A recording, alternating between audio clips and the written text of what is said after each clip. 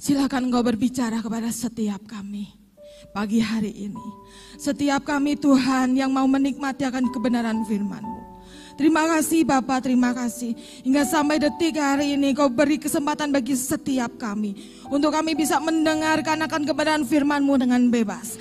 Kami bersyukur Bapa, kami bersyukur Bapa. Terima kasih Tuhan, terima kasih. Berfirmanlah kepada setiap kami pagi hari ini.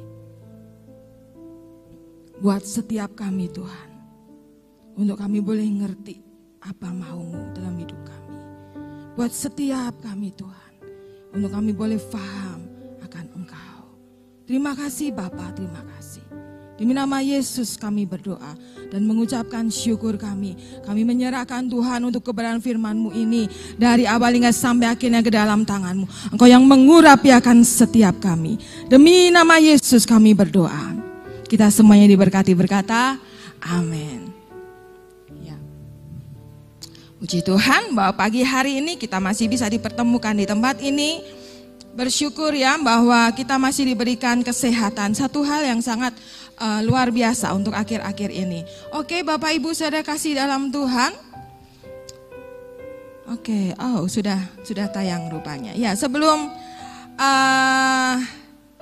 menuju ke LCD kita mau buka Alkitab dulu ya Bapak Ibu ya. Yuk kita buka di dalam Markus 13.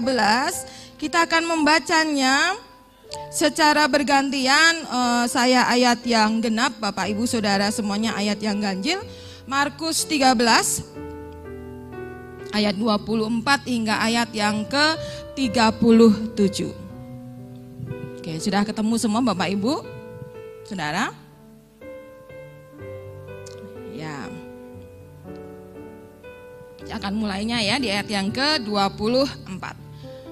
Tetapi pada masa itu, sesudah siksaan itu, matahari akan menjadi gelap dan bulan tidak bercahaya. Dan bintang-bintang akan berjatuhan dari langit dan kuasa-kuasa langit akan bergoncang.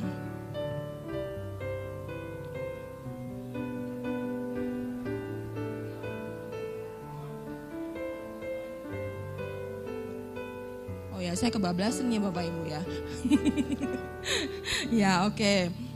Dan pada waktu itu pun ia akan menyuruh keluar malaikat-malaikatnya dan akan mengumpulkan orang-orang pilihannya dari keempat penjuru bumi, dari ujung bumi sampai ke ujung langit. 28.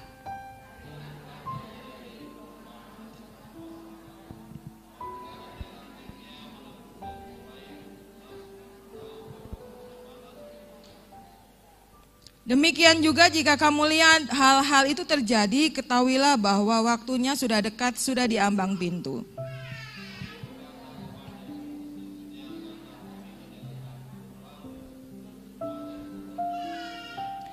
Langit dan bumi akan berlalu, tetapi perkataanku tidak akan berlalu.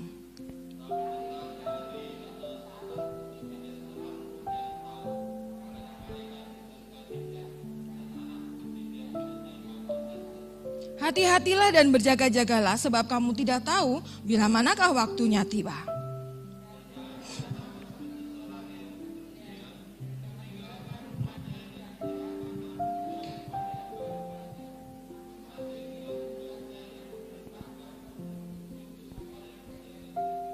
Karena itu berjaga-jagalah, sebab kamu tidak tahu bila manakah tuan rumah itu pulang, menjelang malam atau tengah malam atau larut malam atau pagi-pagi buta.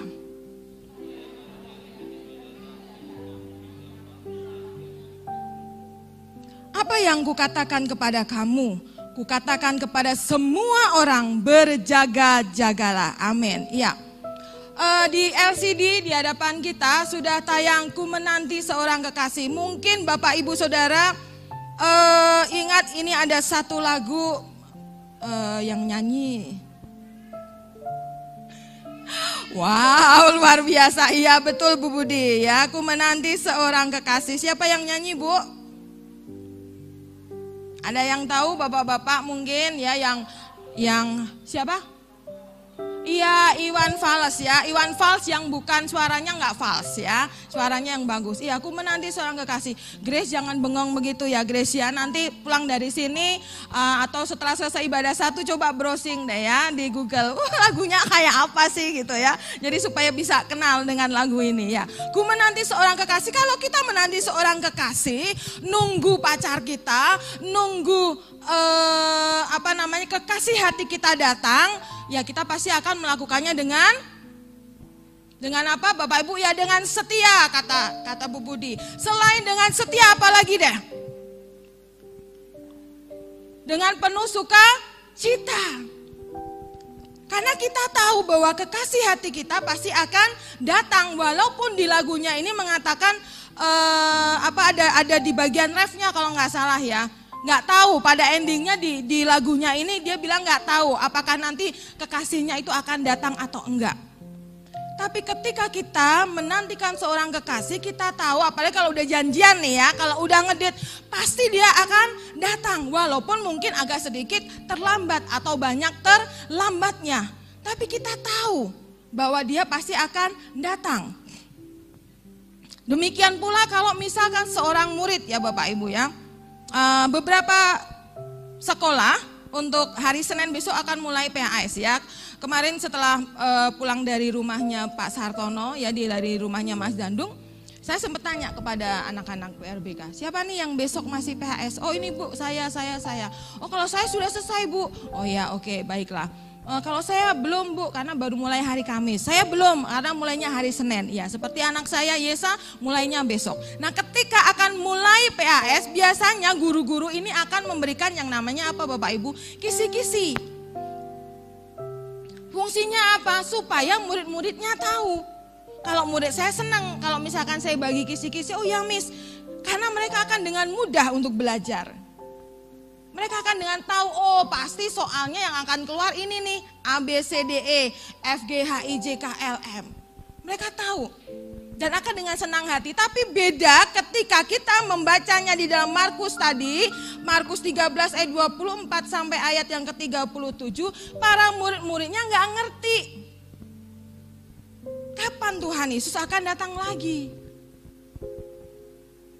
Kalau para kekasih hati kita tahu kapan datangnya. Kalau murid-murid yang ujian itu ngerti kapan datangnya, beda dengan murid-murid Yesus. Mereka tidak ngerti kapan datangnya. Dan kita pun bahkan sampai hari ini kita pun masih meraba-raba. Makanya kenapa pagi hari ini kita belajar tetap menantikan kedatangan Tuhan dalam kewaspadaan. Kita mau baca bersama-sama dengan kuat yuk Bapak Ibu. 3, 2, 1. Tetap menantikan kedatangan Tuhan dalam kewaspadaan. Kita nunggu kan kedatangan Tuhan Yesus. Di sini diumpamakan ya, kita tuh harus ngerti. Nah hari ini ya, bijaksana dalam membaca tanda-tanda zaman, dan bagian yang kedua yaitu waspada dan berjaga-jaga. Tuhan mau ketika kita menunggu kedatangannya, kita bijaksana dalam membaca tanda-tanda zaman. Nah, saya teringat Bapak Ibu, ya ketika bijaksana dalam membaca tanda-tanda zaman, itu ada dalam Markus 13 ayat 33 dan 37. Nah coba Bapak Ibu, adakah yang tahu ini fotonya siapa? Ini sempat beken ya, tahun berapa itu, sekitar 2000 sekian ya, memang sudah agak lama. Ya mungkin Bapak Ibu kalau saya sebutkan namanya ya, pasti oh rupanya itu, namanya Lia Eden. Ya, Lia Eden ini dengan pengikutnya sangat luar biasa, dia mengatakan oh Tuhan itu akan datang sekian. Kiamat itu akan datang sekian. Ketika kita membaca di ayat 24 sampai ayat yang ke-37, kedatangan anak manusia dan perumpamaan tentang pohon ara. Tuhan sudah kasih tahu tanda-tandanya. Makanya orang pun mereka-reka. Oh, kalau sudah muncul seperti ini pasti akan terjadi. Bahkan sineas-sineas Hollywood kalau kita tahu ya, Yang suka nonton film pasti ngerti, oh ceritanya Armageddon bagaimana, kehancuran bumi. Terus bagaimana boomingnya film 2012. Karena dihitung-hitung menurut kalendernya suku Maya ya kalau nggak salah ya. Saya agak-agak lupa. Pokoknya dihitung-hitung pas tahun 2012 itu adalah kiamat. Padahal ternyata enggak. Mereka meraba-raba. Muncul lagi ya dari film. Banyak sekali. Ajaran-ajaran juga, bahkan ketika saya masih SMP sebenarnya sudah ada itu ya Bapak Ibu ya. Yang menyatakan bahwa ini loh sebentar lagi Tuhan itu akan datang. Anak manusia itu akan datang. Sang Satrio Piningit itu akan datang membebaskan kita semua. Makanya kenapa pagi hari ini kita belajar. Jangan tertipu dengan segala macam ramalan tentang akhir zaman. Tuhan itu sudah kasih tahu sama kita semuanya. Segala tanda-tandanya sudah Tuhan kupas tuntas habis di dalam Alkitab. Kita tinggal ngerti, oh ya rupanya seperti ini. Tuhan mau kita ngerti, memahami bagaimana tanda-tanda tentang kedatangan anak manusia. Bahkan diumpamakan seperti pohon ara. Nelayan dan petani itu ketika dia mengerjakan tugasnya, dia membaca cuaca dan musim. Dan ketika kita orang percaya, kita harus betul-betul tahu, betul-betul paham, betul-betul ngerti. Kita membaca akan tanda-tanda zaman. Walaupun mungkin kita dengar A, kita dengar B, kita dengar C, bahwa meyakinkan kita bahwa Tuhan Yesus itu tahun sekian, bulan sekian akan datang. Beberapa waktu yang lalu, saya itu diyakinkan, bahkan didoktrin tiap hari. Salah satu hamba Tuhan ini mengatakan bahwa saya percaya Tuhan Yesus ini datang tidak lama lagi. Dan itu dia katakan tiap hari. Ya lama-lama kalau karena saya dengar perkataannya tiap hari berkata hal yang sama tentang hal itu, maka lama-lama saya percaya juga Bapak Ibu. Ya sedikit percaya begitu, saya jadi takut. Ini beneran gak sih?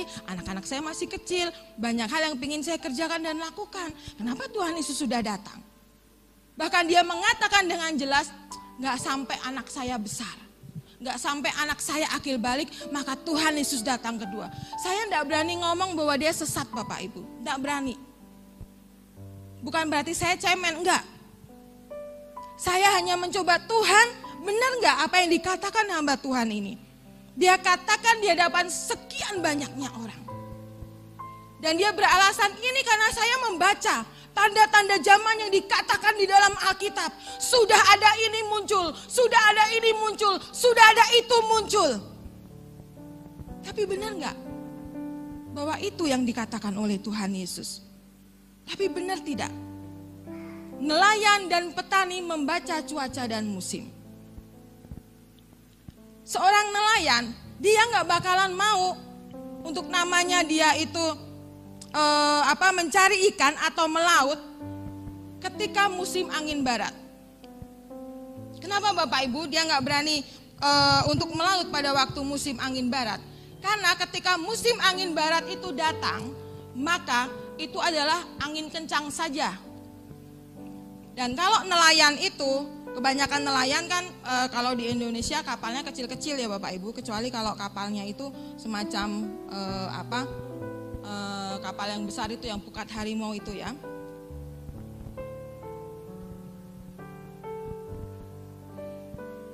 Karena kebanyakan nelayan-nelayan di Indonesia punya kapal yang kecil, mereka nggak berani. Ketika angin barat itu muncul, ya mereka lebih baik diam di rumah atau mengerjakan hal yang lain. Karena sama aja dia menyetorkan nyawanya kalau dia itu bekerja pada waktu musim angin barat. Karena cuaca betul-betul buruk, anginnya itu betul-betul buruk dan itu bisa bikin kapal mereka karam. Mereka lebih memilih untuk memperbaiki peralatan atau menangkap peralatan ikannya. Mungkin mesinnya kah, mungkin jaringnya kah. Bagaimana dengan petani? Ketika petani mau menanam tembakau ya, kalau ini kan gambarnya yang ada tembakau, dia nggak bakal berani kalau waktu musim hujan dia tanam tembakau. Kenapa? Karena pasti tembakaunya akan busuk. Petani dan nelayan, mereka membaca akan cuaca yang ada. Kapan nih aku harus tepat?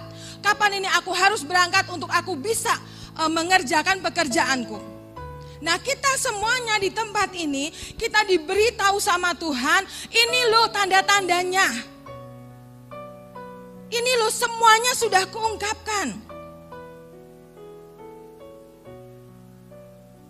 Dan ketika kita tahu, kemudian kita ngerti, oh sudah mulai digenapi.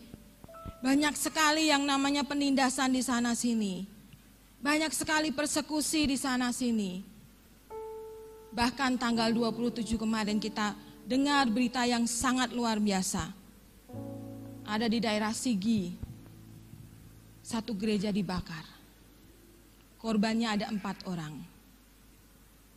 Dan itu sangat sadis Bapak Ibu.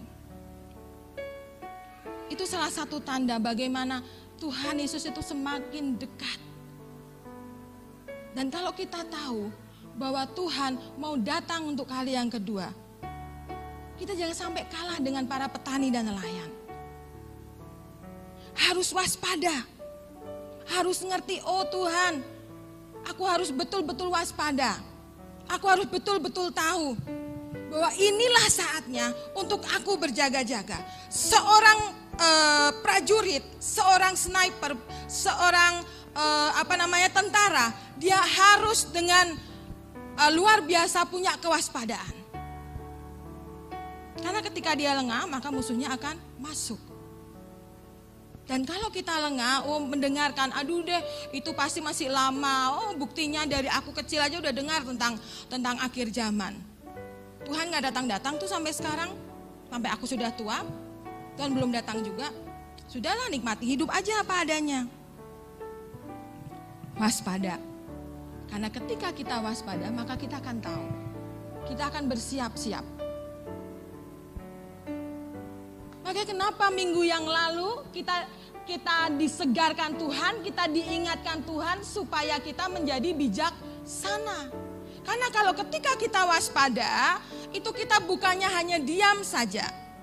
Kalau di sini dikatakan, dan halnya sama seperti seorang yang berpergian yang meninggalkan rumahnya dan menyerahkan tanggung jawab kepada hamba-hambanya, masing-masing dengan tugasnya dan memerintahkan penunggu pintu supaya berjaga-jaga. Dan kalau misalnya ada seorang tuan memerintahkan hambanya, pasti hambanya tidak akan mengerjakannya dengan biasa-biasa aja ya Bapak Ibu ya.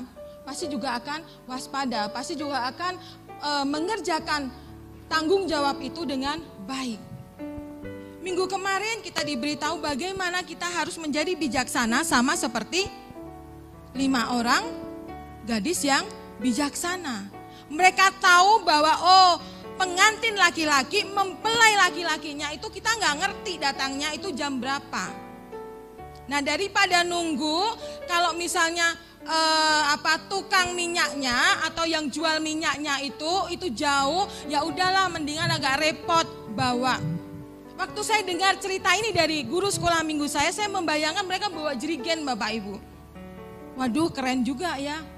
Perempuan-perempuan bawa jerigen supaya apinya itu enggak mati gitu kalau kehabisan. Ini satu tindakan yang sangat luar biasa Bapak Ibu. Melakukan tugas dan tanggung jawab sesuai dengan yang Tuhan percayakan kepada kita. Itulah juga maksudnya kita diminta untuk waspada. Bukan hanya diam saja. Atau bukan hanya karena masih lama ya sudahlah aku nikmati hidup. Toh ini juga merupakan berkat Tuhan. Harus waspada. Harus bijaksana. Seperti nelayan, seperti petani yang membaca musim untuk mengerjakan pekerjaannya. Kita pun di tempat ini, kita harus berjaga-jaga mulai sekarang dengan segala kewaspadaan yang ada.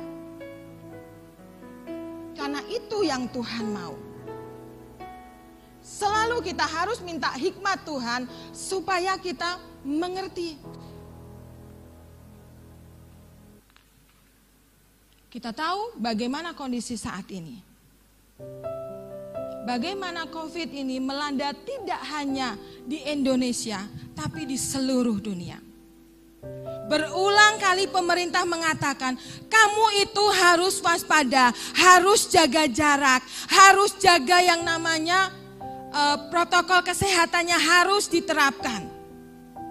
Pakailah masker, sering cuci tangan. Kalau misalkan setelah demek, bahasa Indonesianya demek itu apa ya?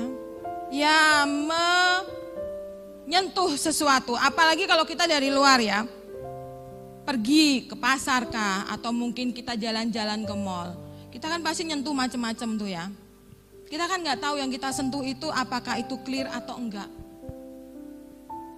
Waspada, makanya kita harus menjaga akan prokesnya, protokol kesehatan. Tapi jangan sampai pula karena kita terlalu menjaga protokol kesehatan kemudian menjadikan kita jadi parno. Kita jadi paranoid. Enggak deh, mendingan aku di rumah aja menikmati live streaming. Oke, boleh. Boleh kok. Tapi jangan menjadikan kemudian kita jadi parno. Parno kalau pergi ke gereja, tapi enggak parno kalau pergi ke mall. Enggak parno juga kalau hangout kemana. Ya piknik lah ke Bandungan ke Salatiga atau kemana begitu. Itu enggak parno. Tapi kalau ke gereja parno. Wah, itu yang bikin, aduh Tuhan, ini kenapa bisa seperti ini. Padahal kalau di tempat wisata ya paling-paling hanya cek kesehatan, bukan cek kesehatan apa? Dicek suhunya, masuk. Ya cuci tangan juga sekedarnya aja. Tapi bagaimana di tempat kita? Disediakan untuk tempat cuci tangan, ada sabunnya, dicek suhunya, bahkan tempat duduknya disediakan sedemikian rupa. Tidak saling berdekatan ya, Mbak Feby ya. Nah tuh. Dijaga sedemikian rupa, itu tandanya apa? Waspada. Tuhan minta supaya kita waspada dan kita berhikmat dengan sungguh-sungguh untuk menanti akan kedatangan Tuhan. Tapi jangan sampai karena terlalu waspada, terlalu menjaga akan yang namanya protokol kesehatan, kemudian menjadi kita jadi parno. Lebih baik kan saya di rumah, kan saya sama Bu ibadah di rumah. Boleh ibadah di rumah.